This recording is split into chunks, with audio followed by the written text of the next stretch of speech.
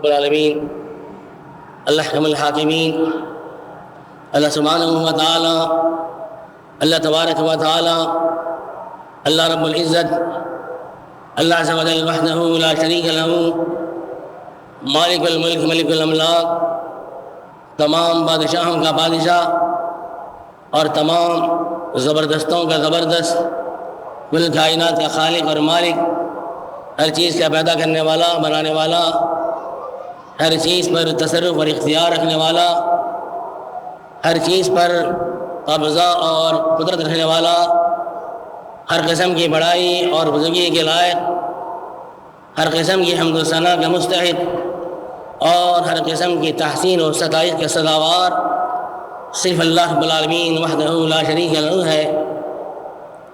قرآن مجید کے تیسرے پارے سے سورہ آل عمران کی چند آیات میں نے تلاوت کی ہیں، اور حدیث کی مستند کتاب مسند احمد سے نبی محمد علیہ السلام کی حدیث پیش کی ہے۔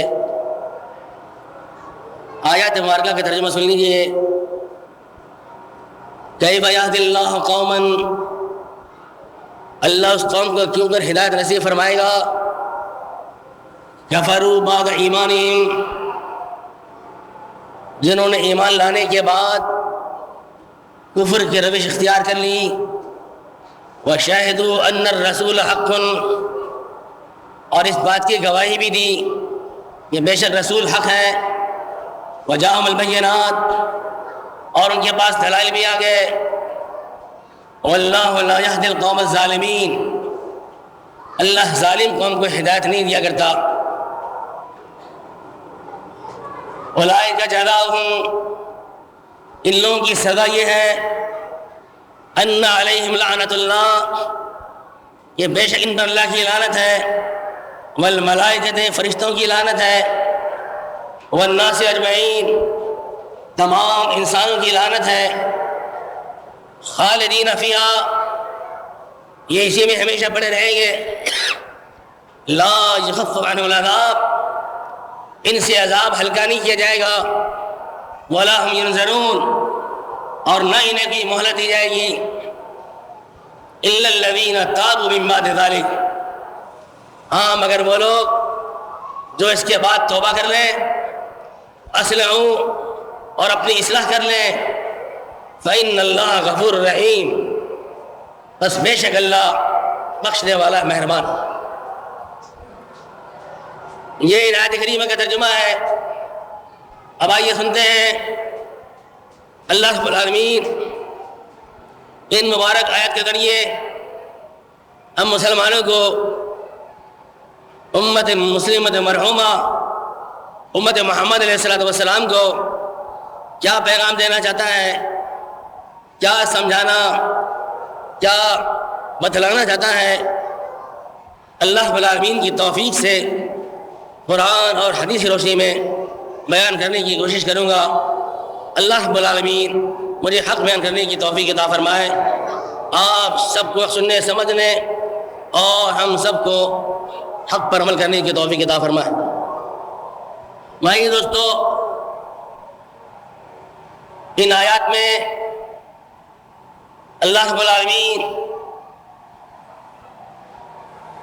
اس قوم کا انجام بیان کر رہا ہے جنہیں نعمت اسلام مل گئی، اللہ نے ہدایت دے دی، محمد علیہ السلام کی رسالت کی گواہی انہوں نے خود دی، آپ سچے پیغمبر ہیں، حق ہے، اور نعمت اسلام اور رسالت محمد علیہ السلام کی صداقت کی دلیلیں بھی ان کے پاس آ گئیں۔ ویسے نہیں مان لائے، رب نے دلائل دیے قرآن میں، اپنے اسلام کے برحق ہونے کی دلائل دیے، اپنے محمد علیہ السلام کے برحق ہونے کے دلائل دیے کہ میں نے اسے رسول بنا کے بھیجا ہے، یا ایھا النبی انا ارسلناک شاہدا ومبشرا ونذیرا، وداعيا إلى الله بإذنه وسراجا منيرا وبشر المؤمنين بأن لهم من الله فضلا كبيرا ولا تطع الكافرين والمنافقين ودع أذاهم وتوکل علی اللہ وکفی باللہ وکیلا۔ اے نبی، ہم نے آپ کو شاہد بنا کے بھیجا ہے، مبشر خوشخبری دینے والا بنا کے بھیجا ہے، نذیر ڈرا کرنے والا بنا کے بھیجا ہے، اللہ کے دین کی دعوت دینے والا، روشن چمکتا ہوا چراغ۔ اے نبی،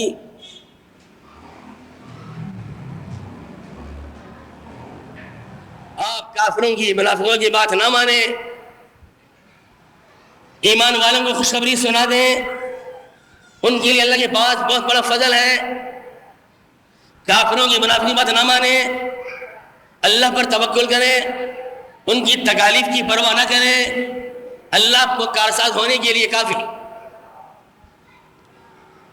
دین اسلام کے لیے کہا میرا پسندیدہ دین ان الدین عند اللہ الاسلام، جس کو کائنات کی ہر چیز مانتی ہے، ہر چیز اس کی آگے سر سجود ہے، اور یہ دین کامل ترین دین ہے۔ الیوم اکملت لکم دینکم اتممت علیکم نعمتی ورضیت لکم الاسلام دینا۔ یہ دین نہیں ہے، نعمت ہے، نعمت۔ تم اس نعمت پر اللہ کا شکر ادا کرنا چاہیے۔ وَاذْكُرُوا نِعْمَةَ اللَّهِ عَلَيْكُمْ إِذْ كُنْتُمْ أَعْدَاءً فَأَلَّفَ بَيْنَ قُلُوبِكُمْ فَأَصْبَحْتُمْ بِنِعْمَتِهِ إِخْوَانًا۔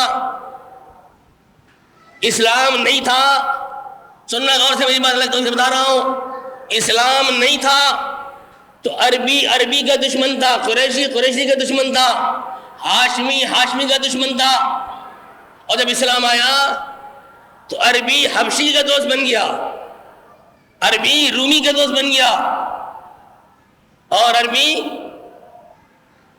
سلمان فارسی کا دوست بن گیا۔ بلال حبشی معمولی غلام، لیکن عمر فاروق کیا کرتے تھے؟ ابو بکر سیدنا وعاتق سیدنا، ابو بکر ہمارے سردار ہیں، اور انہوں نے ہمارے سردار بلال کو آزاد کیا، بلال کو سردار۔ اللہ کہتا ہے میری نعمت یاد کرو، تم دشمن تھے، اللہ نے بھائی بھائی بنا دیا۔ کہاں حبشی، کہاں ایرانی، کہاں رومی۔ عمر فاروق شہید ہوئے تو کہا میرے جنازے کی نماز مسجد کر رہا ہوں، صہیب رومی پڑھائے، روم سے آیا تھا، لیکن اتنا متقی پرہیزگار، محمد علیہ السلام کا چہیتا تھا، لاڈلا صحابی، جس صہیب نے عمر فاروق کی جنازے کی نماز پڑھائی ہوگی، اس صہیب کی شان کیا ہوگی۔ اور حضرت عائشہ صدیقہ رضی اللہ تعالیٰ عنہ کو اطلاع ملی عمر کا جنازہ پڑھا جا رہا ہے، صہیب پڑھا رہے ہیں، تو کہا مجھے بھی جگہ بناؤ مسجد میں بھی آنا چاہتی ہوں، اور میں عمر کی جنازے میں شریک ہونا چاہتی ہوں۔ کچھ لوگوں نے ناک منہ چڑھائی کہ جنازہ مسجد میں کیسے لائے، صحابہ بھول گئے کہ نبی نے جنازہ مسجد میں پڑھایا ہے۔ یا ام المؤمنین، آپ مسجد میں آنا چاہتی ہیں، ہم جنازہ کیسے لائے؟ چلیں گے بہت جلدی بھول گئے تم، ما اسرع الناس، کتنا جلدی لوگ بھول گئے۔ ارے محمد علیہ السلام نے سہل بن بیضاء کے 2 بیٹوں کی جنازے کی نماز مسجد میں پڑھائی تھی، لاؤ جنازہ مسجد میں۔ اسلام نعمت ہے، اللہ نے دلائل دیے، قرآن مجید پورا بھرا ہوا ہے اسلام کی حقانیت پر۔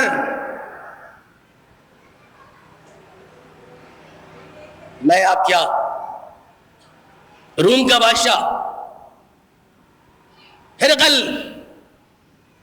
قیصر کہتے تھے، قیصر لقب تھا، ہرقل نام تھا، سلطنت روم کا بادشاہ، یوں سمجھے اس وقت کا امریکہ، سپر پاور۔ ابو سفیان کو بلایا، جا کے بخاری پڑھو، اتنا سمجھدار بادشاہ تھا، کہیں گے میں تم سے چند سوالات کرتا ہوں، جھوٹ مت بولنا۔ ابو سفیان ہی کی قوم کے 2-4 آدمی اور بھی ساتھ تھے، کہا یہ تمہارا سردار ہے، اگر جھوٹ بولے تو مجھے بتا دینا۔ ساتھ بیٹھو اور میں اس سے پوچھتا جاؤں گا، بتاؤ جس شخص نے نبوت کا دعویٰ کیا ہے تمہاری قوم میں کیسا آدمی ہے؟ کوئی حسب نسب خاندان والا ہے یا کوئی نیچ قوم کا غنی ذو حسب؟ ابو سفیان کہتا ہے میں جھوٹ بولنا چاہتا تھا لیکن ساتھی بیٹھے ہوئے تھے اور بادشاہ نے کہا تھا اگر جھوٹ بولے تو پکڑ لینا، مجھے بتا دینا۔ اب ہم وہاں مہمان تھے بادشاہ کے، عرب کی چھوٹی سی ریاست روم اتنی بڑی سرماور، اگر ہم نے یہاں جھوٹ بولتے پکڑے گئے ہیں تو ہمیں جوتے مار کے نکال دے گا۔ کہہ لیجیے اس میں کوئی شک نہیں، عرب کا جو سب سے بہترین خاندان ہے بنو ہاشم، اس سے محمد علیہ السلام ہے۔ عرب کا جو بہترین قبیلہ قریش اس سے ہے۔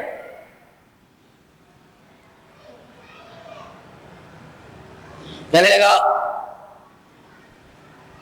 یہ بتاؤ اس سے پہلے اس کے خاندان میں کسی اور نے یہ دعویٰ کیا ہے نبوت کا دعویٰ؟ جی پہلی بار کر رہا ہے۔ یہ بتاؤ اس کی پیروی کرنے والے، اس کے دین میں شامل ہونے والے غریب غربا لوگ ہیں یا پیٹ بھرے لوگ ہیں؟ یعنی ہے تو یہ غریب غربا لوگ۔ چلے یہ بتاؤ یہ اگر کسی سے وعدہ کرتا ہے، معاہدہ کرتا ہے تو پورا کرتا ہے کہ توڑ دیتا ہے؟ کہ یہ وعدہ پورا کرتا ہے۔ یہ بتاؤ اس کے ماننے والوں کی تعداد بڑھ رہی ہے کہ گھٹ رہی ہے؟ کہ یہ تعداد بڑھ رہی ہے۔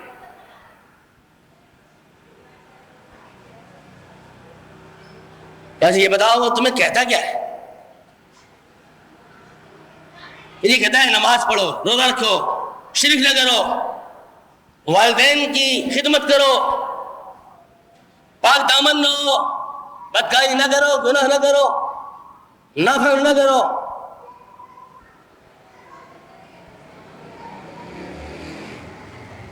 چلیں گے بس سنو اس کا دیکھیں تجزیہ اتنا ذہین آدمی تھا۔ کہنے لگا تم سے میں نے پہلے سوال کیا کہ وہ خاندانی ہے، تم نے کہا خاندانی ہے۔ کہنے لگا میں توریت کا پڑھا ہوا ہوں اور انبیاء کی تعلیمات سے واقف ہوں۔ وَكَذَلِكَ الرُّسُلُ تُبْعَثُ، ہمیشہ اللہ کی تاریخ یہ رہی ہے، اس کی عادت، اللہ ہر نبی کو اس کی اعلیٰ ترین خاندان اور قبیلے سے مبعوث فرماتا ہے۔ یہ رسول سچا ہے، تم نے اس کی پہلی نشانی بتا دی۔ یہ دلائل ہے، دلائل۔ وَشَاهِدُوا أَنَّ الرَّسُولَ حَقٌّ، اللہ اس قوم کو ہدایت کیسے دے جنہوں نے رسول کو حق مان لیا پھر مکر گئے، کافروں کی روش اختیار کر لی۔ میں نے تم سے سوال کیا کیا اس سے پہلے کسی نے اس طرح کا دعویٰ کیا؟ تو نے کہا نہیں۔ میں سمجھ گیا اگر پہلے بھی دعوے دار ہوتا تو میں اس کا نتیجہ نکالتا کہ کیونکہ خاندانی چلا رہا ہے سلسلہ، یہ اپنے باپ کی سیٹ لینے کے لیے دعویٰ کر رہا ہے، لیکن تم نے کہا کہ پہلے کسی نے دعویٰ نہیں کیا، اس کا معنی ہے یہ اسے اللہ ہی نہیں بھیجا۔ یہ موروثی سلسلہ نہیں ہے، یہ اللہ کی عطا ہے۔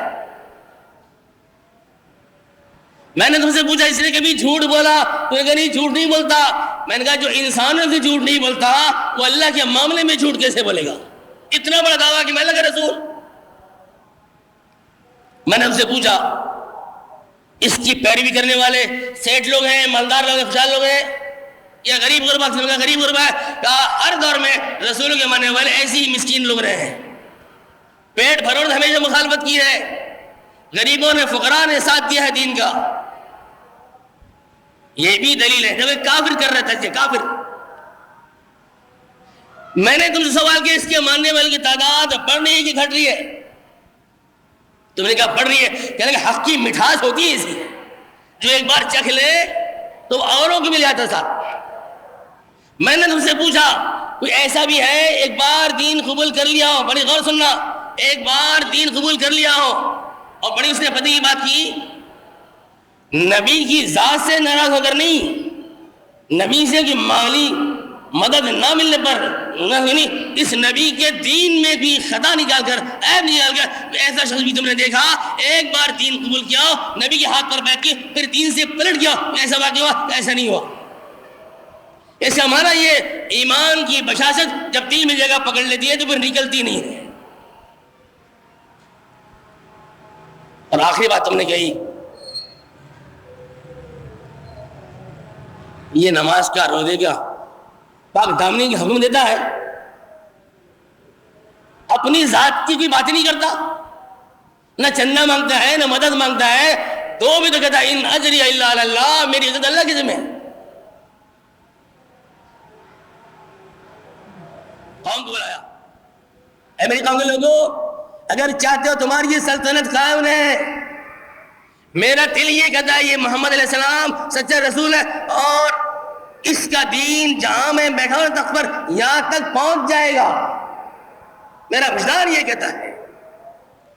ابھی یہ بھی دیکھنا محمد علیہ السلام کی پوزیشن کیا ہے، قریش مکہ سے صلح حدیبیہ کی آپ نے، اتنے کمزور، ابھی ان کی طاقت نہیں ہے، فوج نہیں ہے، نفری نہیں ہے، لیکن وہ سمجھ گیا کہ جیسے اس نے مسلمان کہا اس کے ماننے والوں کی تعداد بڑھ رہی ہے، بڑھتے بڑھتے بڑھتے اتنا یہ طاقتور ہو جائے گا کہ روم فتح کر لے گا۔ کیوں سمجھو آج پاکستان جیسے امریکہ فتح کر لے، کوئی تصور کر سکتا ہے یہ بات؟ لیکن اس روم کی بادشاہ نے خود کہا اور قوم سے کہا اگر تم نجات چاہتے ہو، یہ تبلیغ کر اپنی قوم، اگر تم نجات چاہتے ہو اس دین کو قبول کر لو، اگر چاہتے ہو تمہاری سلطنت باقی رہے۔ کیا نقطے کی بات کہی اس نے؟ کیا لگا یہ رسول دنیا فتح کرنے نہیں آیا، اللہ کا دین غالب کرنے کے لیے آیا ہے۔ اگر ہم روم والے مسلمان ہو جائیں گے، اس کے دین میں داخل ہو جائیں گے، تو یہ نہیں کہے گا کہ ہرقل صاحب اب آپ بادشاہ نہیں ہو، میرا فلاں صاحبی بادشاہ بن گیا، نہیں، ہمارے تو مسلمان بادشاہ ہوتا ہے، آپ مسلمان ہو گئے، آپ کی بادشاہ آپ کو سلامت۔ ہمیں کیا چاہیے؟ ہمیں تو اپنا دین نافذ کرنا ہے۔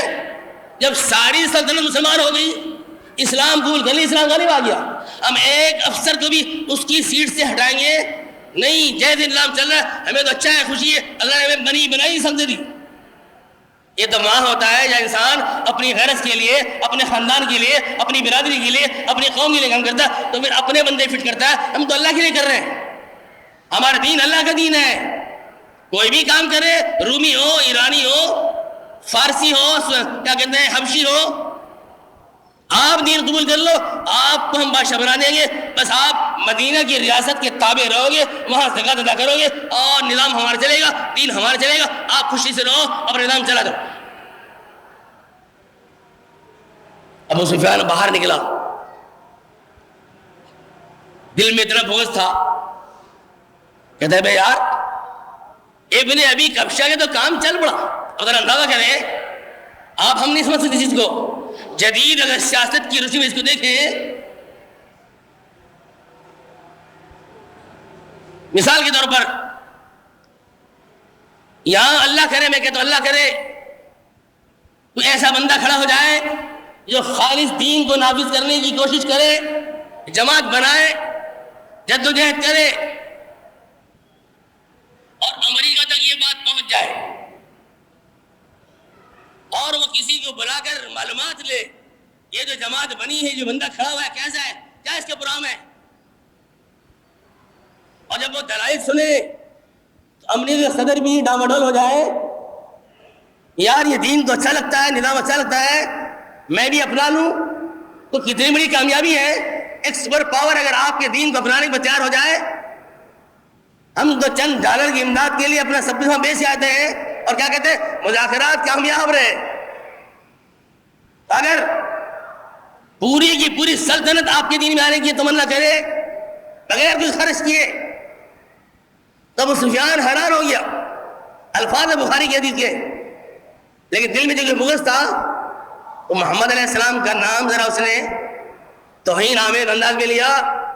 ابھی جو کافر تھا، نبی بیٹے تھے عبداللہ کے، نا محمد بن عبداللہ، سگے باپ تو عبداللہ تھے۔ حلیمہ سعدیہ ان کی دودھ پلانے والی ماں تھی، رضائی ماں، ان کا جو شوہر تھا حلیمہ سعدیہ کا، اس کا نام تھا ابو کبشہ، ادھر نسبت کی، لقد امر عمرو ابن ابی کبشہ۔ اب یار وہ تو ابو کبشہ کے بیٹے کا کام چل پڑا، یعنی اس کا پروگرام بادشاہ کو متاثر کر گیا، اور الفاظ کیا کہتا ہے یخاف منہم ملک بن اسفر، یہ گوروں کا بادشاہ بھی اس سے ڈر رہا ہے، اس وقت ڈر رہا ہے کہ اس کی سلطنت یہاں تک پہنچی۔ اور ابو سفیان کہتا ہے اس کے بعد سے میرے دل میں اسلام کی ہیبت بیٹھ گئی، لیکن ہر دھرم اتنا تھا، کہنے لگا اسلام کی ہیبت دل بیٹھ تو گئی، لیکن میں نے فوری اسلام قبول نہیں کیا، یہ فیصلہ کیا جس دن یہ اسلام غالب آ جائے گا میں نے سب سے پہلے داخل ہو جانا ہے۔ اشہد ان لا الہ الا اللہ، اس بادشاہ نے کہہ دیا ہے کہ محمد علیہ السلام کے دین یہاں روم تک پہنچ جائے گا، اور اس نے کہا تھا موت یا قدم ہے، جہاں میرے قدم ہے نا یہاں تک محمد علیہ السلام کا دین پہنچ جائے گا۔ مکہ فتح ہوا 67 ہجری میں، ابو سفیان مسلمان ہو گیا، اور نبی نے بھی اتنا احسان فرمایا، کہا جو ابو سفیان کے گھر میں داخل ہوگا اس کو امان۔ اور مسلمان ہونے کے بعد کھایا کیا پلٹی، کہاں تو سردار، اتنا غرور، اور کہاں یہ حال محمد علیہ السلام کی اونٹنی کی مہار پکڑ لی، اونٹ جو گالی کر رہا ہے اس کی جھاگ کندھے بھی گر رہی ہے، اور بڑے فخر سے اونٹ کی رسی پکڑے چلا رہا ہے، مسلمان سے سوار۔ مکہ فتح کے موقع پر بھی اونٹ کی سواری اس نے پکڑی ہوئی۔ حجۃ الوداع جب نبی نے آخری حج کیا، ابو سفیان آگے آگے نیچے چل رہا ہے، اور محمد علیہ السلام اس سواری کو تشریف لے۔ اتنا پیارا دین، اتنا عظیم دین، اتنا مدلل دین، اتنا مستند دین، وہ قوم کتنی بد نصیب ہوگی جسے دین کی نعمت مل جائے اور پھر وہ کافروں کی طرف حسرت بھری نظروں سے دیکھے۔ یہ ویلنٹائن ڈے مناتے ہیں، یہ کیا ہوتا ہے ہم بھی منائیں، یہ ہندو بسنت مناتے ہیں ہم بھی دیکھا کیا ہوتا ہے، یہ دیوالی میں ابھی تمہیں اسلام جیسی نعمت مل گئی، ابھی تمہارا دل بھرا نہیں؟ سکھوں کا میلہ ہو تو وہاں پہنچ گئے۔ میں نے واللہ دیکھا لاہور میں عیسائیوں کا کوئی میلہ ہو رہا تھا، اور وہاں انہوں نے کوئی کنواں کھودا ہوا تھا، اور بولا یہ آب شفا ہے، آب شفا کا پانی۔ ان کا جو پادری ہے کچھ پڑھ کے پھونکتا تھا، تو مسلمان وہاں پہنچے ہوئے وہ پانی لینے کے لیے۔ ابے تمہارے گھر میں قرآن، وَنُنَزِّلُ مِنَ الْقُرْآنِ مَا هُوَ شِفَاءٌ وَرَحْمَةٌ لِّلْمُؤْمِنِينَ۔ بولا یہ ہم نے سنا ہے، تجربہ ہوا ہے، اس پانی سے شفا ہوتی ہے، یہ کیا ہے اگر عیسائی ہے تو چلو فائدہ ہو رہا ہے یہاں سے لے لو، ہندو سے دھاگا لے لو۔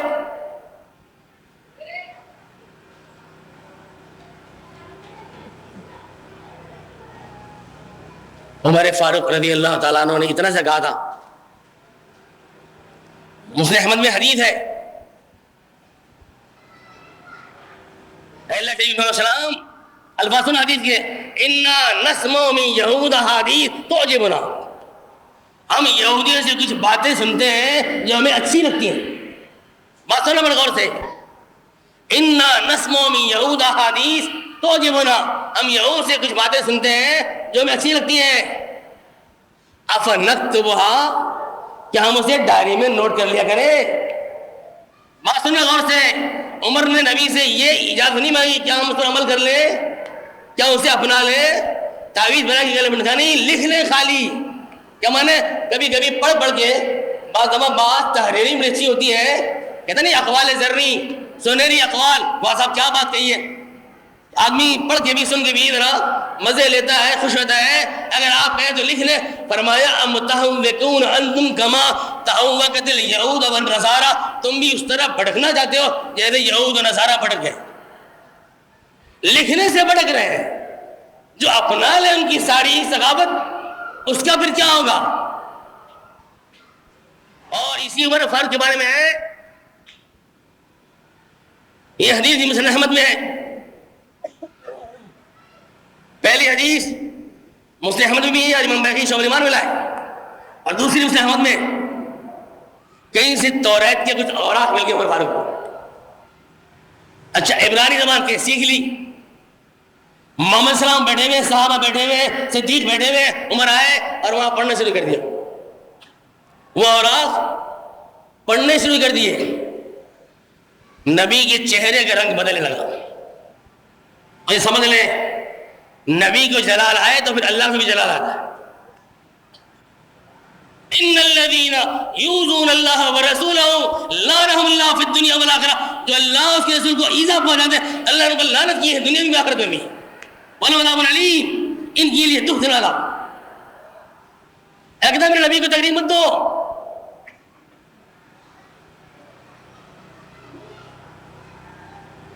صدیق نے چہرہ دیکھا نبی کا,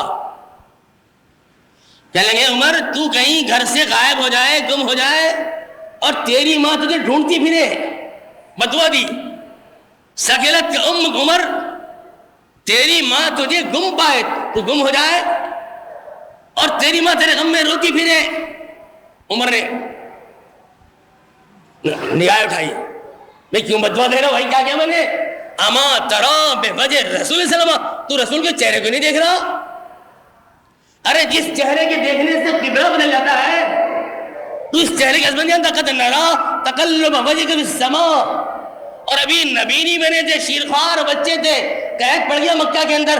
عبد المطلب سے کسی نے کہا تمہارا پوتا اس کا نام محمد ہے, عربوں میں آج تک ایسا نام رکھا نہیں گیا کہ واقعی قابل تعریف ہے, اس کی سیرت بھی صورت بھی مستقبل میں بڑا بننے والا ہے. بس عبد المطلب ہمارا دل یہ کہتا ہے اس بچے کو باہر لے آؤ, اسے گود میں اٹھا لو, اس کے چہرہ آسمان کر لو, آسمان شرما کر بارش برسا دے. اور وہی ہوا. عبد المطلب لایا محمد علیہ السلام کا دودھ پیتا بچہ 2-4 مہینے کا, چہرہ دکھا دیا, بادل نے گرجنا شروع کر دیا, دھڑ دھڑ دھڑ دھڑ دھڑ دھڑ بارش شروع. جب جوان ہوئے نا, تھوڑا بڑے ہوئے, تو عبد المطلب نے ایک شعر کہا, کہنا بیٹا تیرے حسن کی قدر تو مجھ سے پوچھ, تو کتنا حسین ہے. اب یذو یستسقى الغمام بوجهی. بڑا عجیب شعر ہے یارو, علم ادب سے بھرپور. اور ایک سائنسی بات بتائی اس نے کہ بادل کبھی خالی بھی ہوتے ہیں اور بادل پانی سے بھرے بھی ہوتے ہیں. یہ مت سمجھے کہ بادل ہے تو یقیناً پانی اس میں, اس لیے کہتے ہیں جو گرجتے ہیں وہ برستے نہیں ہیں. بادل خالی ہوتے ہیں, اللہ انہیں پانی بھرتا ہے. کہتا محمد تیرا چہرہ اتنا سفید ہے کہ خالی بادلوں میں اللہ تعالیٰ پانی پلا کے سیراب کر دیتا ہے, پھر وہ بادل برستے. تو یتیموں کا ملجا اور ماوا ہے, سماعی یتامہ, عصمت الارامل, بیواں اور راڑوں کی خدمت کرتا ہے, یتیموں کی پناہ. صدیق نے کہا آپ چہرہ نہیں دیکھ رہے. اللہ اکبر. عمر نے وارق پھینکے, گھٹنوں کے بل بیٹھ گئے جیسے غلام بیٹھتا ہے مالک کے سامنے, دوزانہ ہو کر جملہ کیا ہے, اعوذ من غضب اللہ و غضب رسولی, میں اللہ کے غضب سے بھی اللہ کی پناہ مانگتا ہوں, اس کے رسول کے غضب سے پناہ مانگتا ہوں. رضینا باللہ ربا وبالاسلام دینا ومحمد رسول. ہم اسلام اللہ کے رب ہونے پر راضی, اسلام کے دین ہونے پر راضی, اور محمد علیہ السلام ہم آپ کے رسول ہونے پر راضی.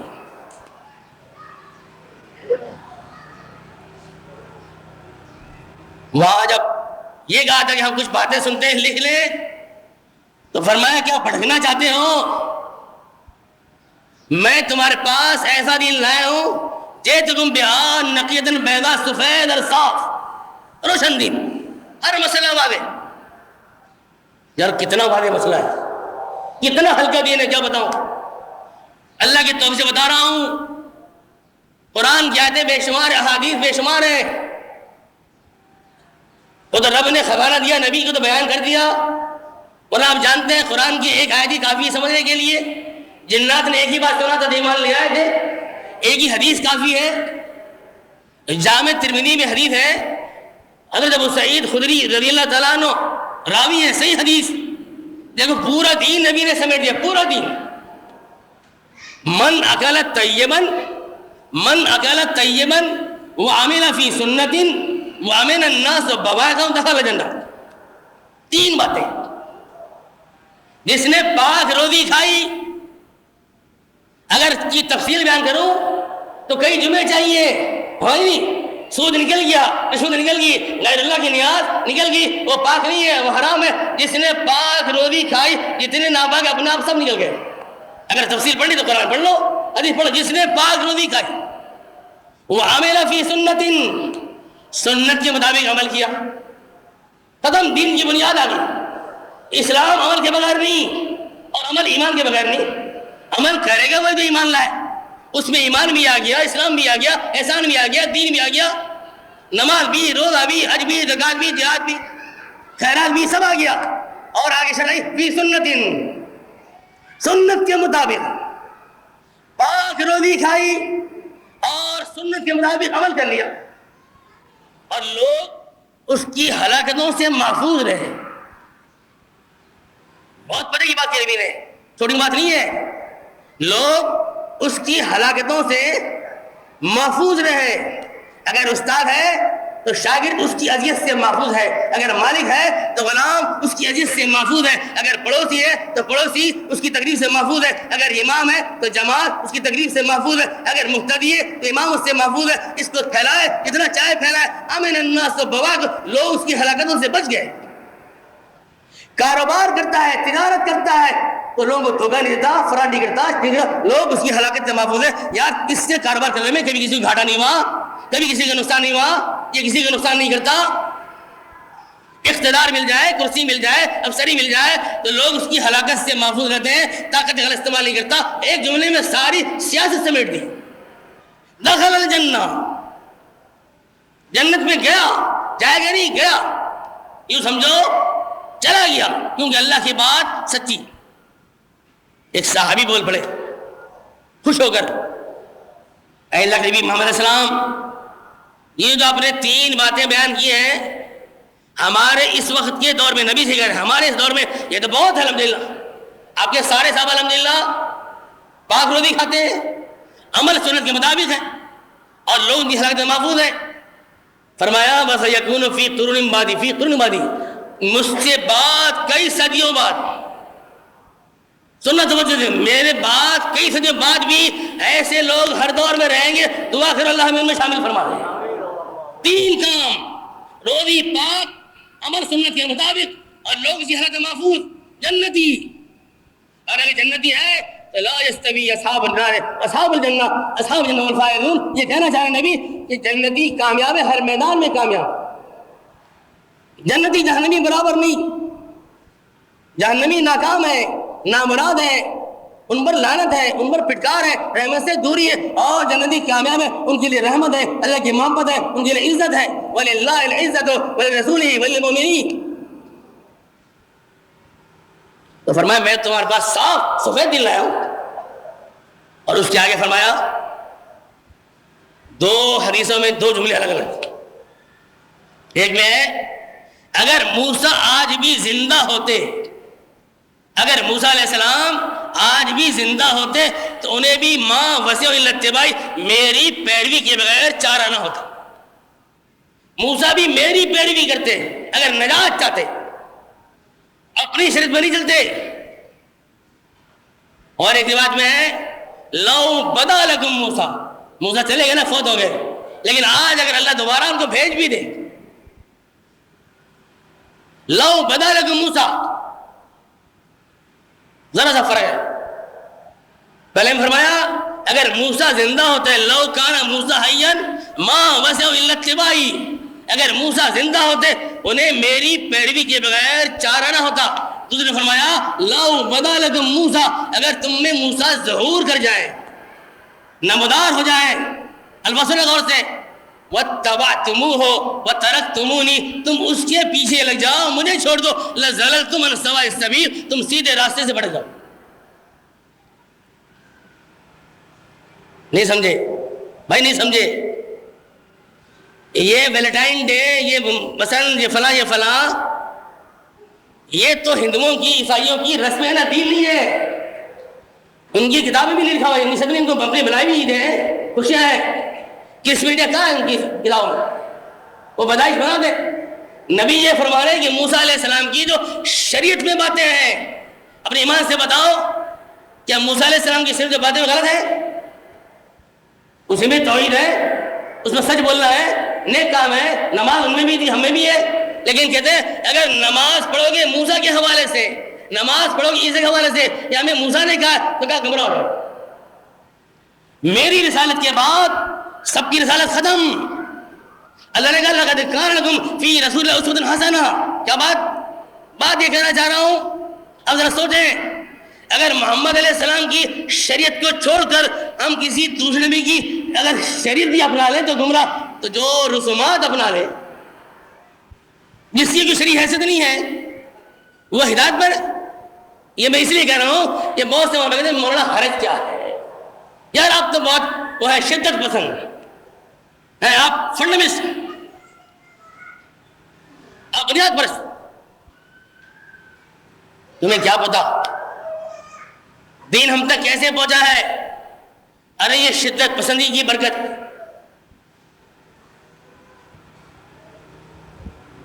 اور وہ ڈاکٹر ذاکر نائک اللہ سلام رکھے,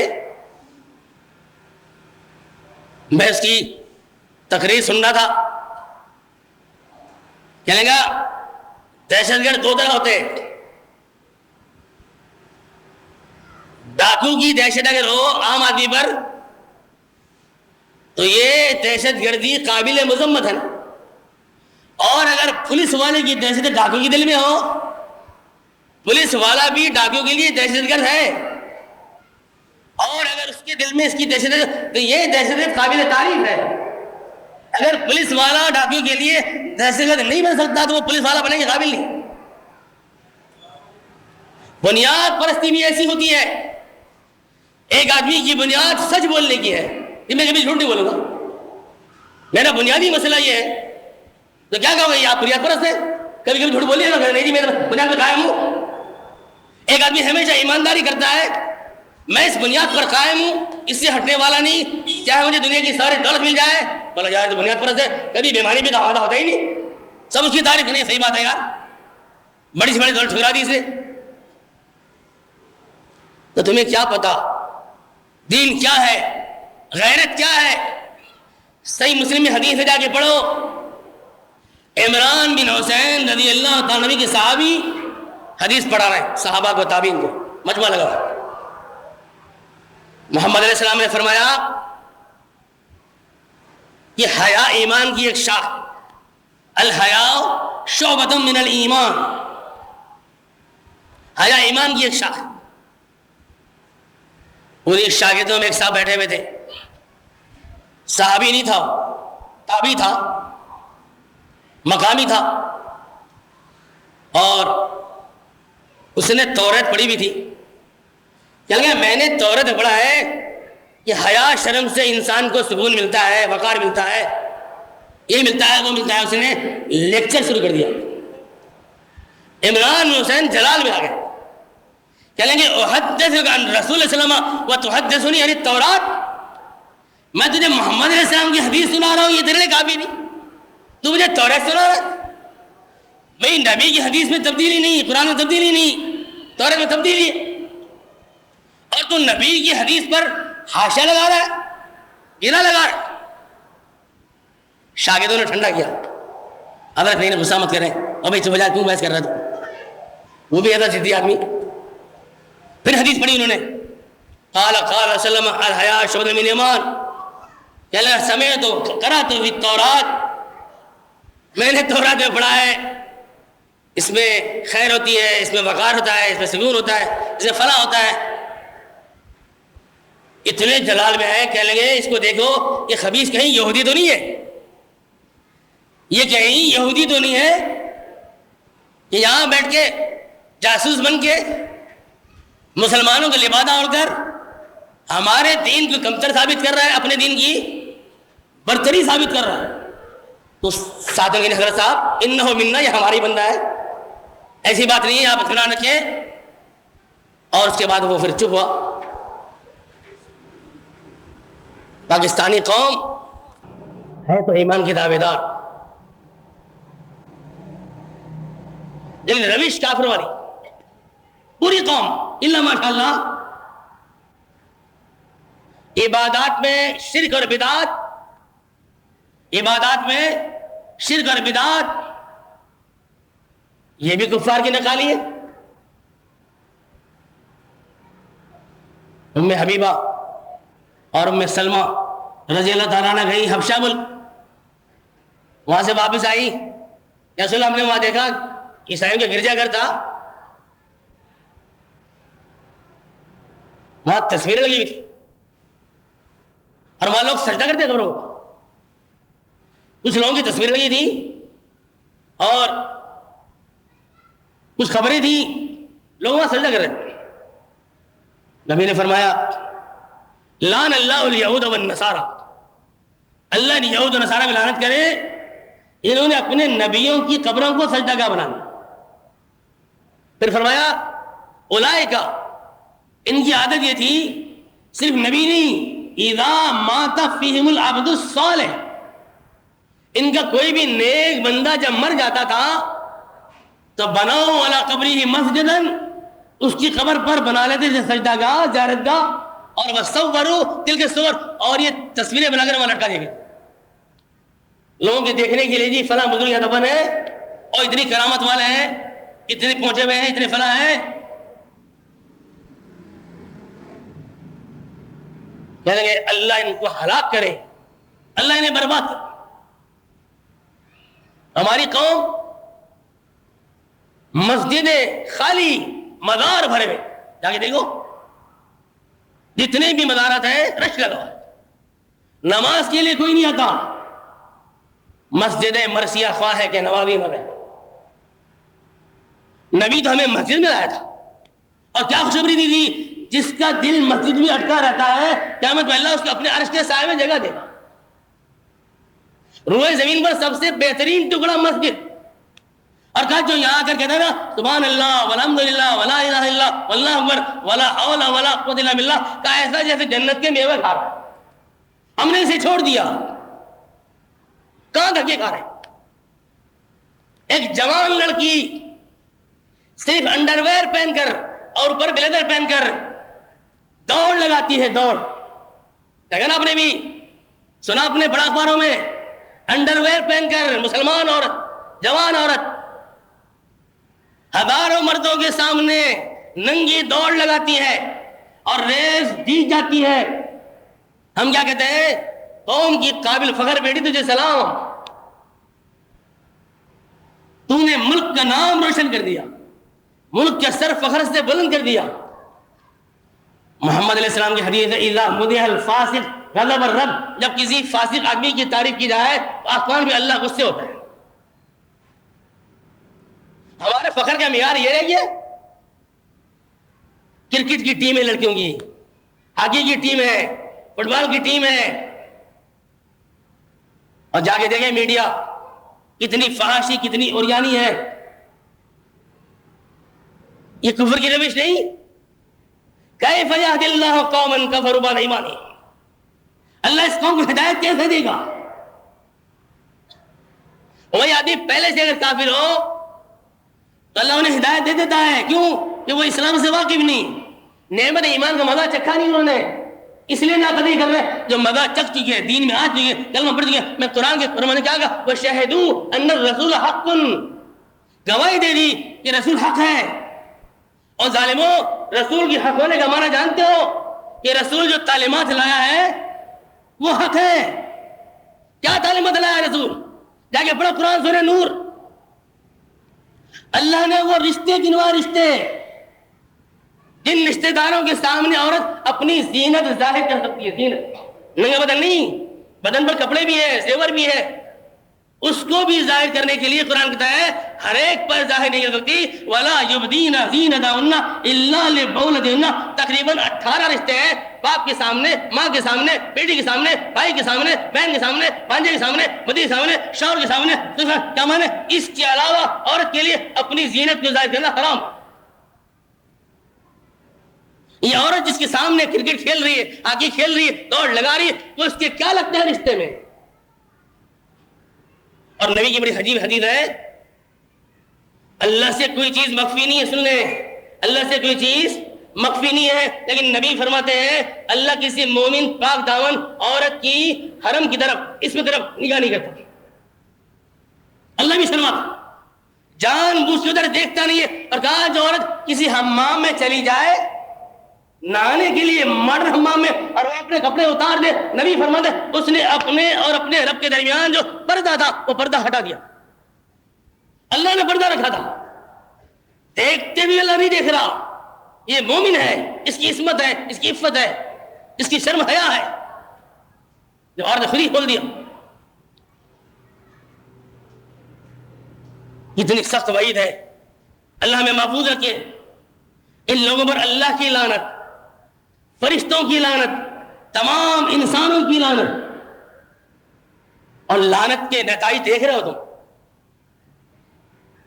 اگر رحمت ہوتی تو یہ حال نہ ہوتا۔ اور میں اللہ سے پناہ مانگتا ہوں، آپ کو شاید نہیں معلومات ہے، بہت ڈر لگتا ہے، بہت ڈر لگتا ہے۔ کراچی بارود کے ڈھیر پر بیٹھا ہے، سن لیا، کیا آپ کے قبائلی علاقوں میں، کیا آپ کے سوات میں خوردی ہوگی، وہی ہوگی جو کراچی میں ہوگی، اللہ نہ کرے۔ اتنی خطرناک تیاری، پرائیویٹ فوجیں بن رہی ہیں، آرمی بن رہی ہیں، ہتھیار جمع ہو رہے ہیں، ڈھیر لگ رہا ہے ہتھیاروں کا۔ ایک چنگاری کسی کی پھینکنے کی دیر ہے۔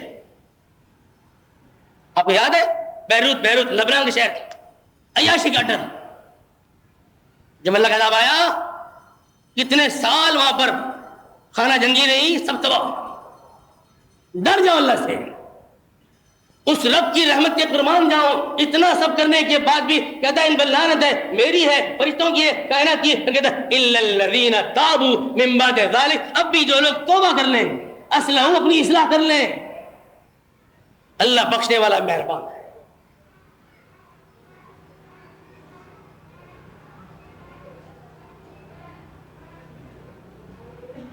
اس قدر اللہ سے بغاوت، اس قدر سرکشی، ہر چیز میں کافروں کی نقل۔ نبی نے تشبیہ کیا دی، یہ سب کیوں ہے؟ خواہش کی بنا پر، خواہش، دل چاہتا۔ جامع ترمذی اٹھا کے بڑے فرمایا میری امت کے کچھ لوگوں میں خواہشات اس طرح سرایت کر جائے گی جیسے پاگل کتے کے کاٹنے کے زہر انسان کے رگ و ریشے میں سرک رہے۔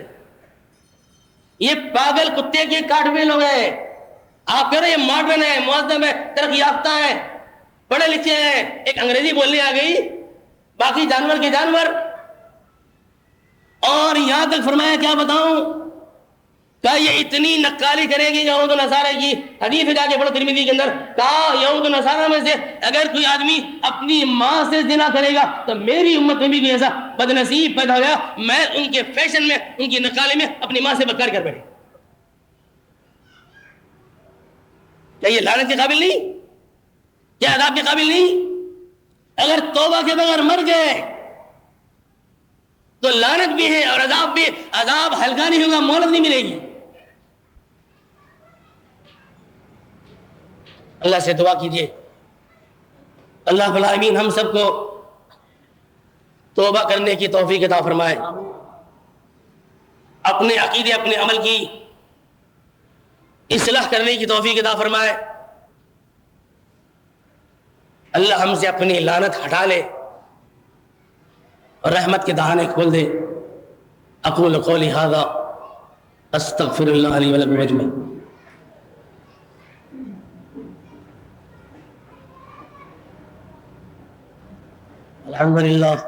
الحمد للہ نحمده ونستعینه ونستغفره ونؤمن به ونتوکل علیہ ونعوذ باللہ من شرور انفسنا ومن سیئات اعمالنا من يهده الله فلا مضل له ومن يضلل فلا هادي له واشهد ان لا اله الا الله وحده لا شريك له واشهد ان محمدا عبده ورسوله صلى الله عليه وسلم اللهم اعطنا عاقبتنا في الامور كلها واجرنا من خزي الدنيا وعذاب الاخره اللهم انا نعوذ بك من جهد البلاء ودرك الشقاء وسوء القضاء وشماتة الاعداء اللهم انا نجعلك في نورهم ونعوذ بك من شرورهم اللهم استر عوراتنا وامن رواتنا اللهم انصر من نصر دين محمد صلى الله عليه وسلم واجعلنا منهم واخذل من خذل دين محمد صلى الله عليه وسلم ولا تجعلنا منهم۔ بیمار دعا کیجیے اللہ العالمین مجھ سمیت میرے گھر والوں سمیت تمام بیماروں کو، چاہے مرد ہوں، عورت ہوں، بچے ہوں، بوڑھے جوان ہوں، اللہ سب بیماروں کو شفا کامل عاجلہ عطا فرمائے، صحت کلی عطا فرمائے۔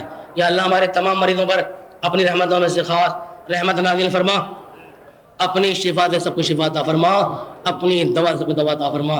مرحومین کی دعا کیجیے اللہ العالمین تمام مرحومین موحدین متبعین سنت کی مغفرت فرما دے، ان کے درجے بلند فرما دے، ان سب کو جنت الفردوس میں عالم عطا فرمائے۔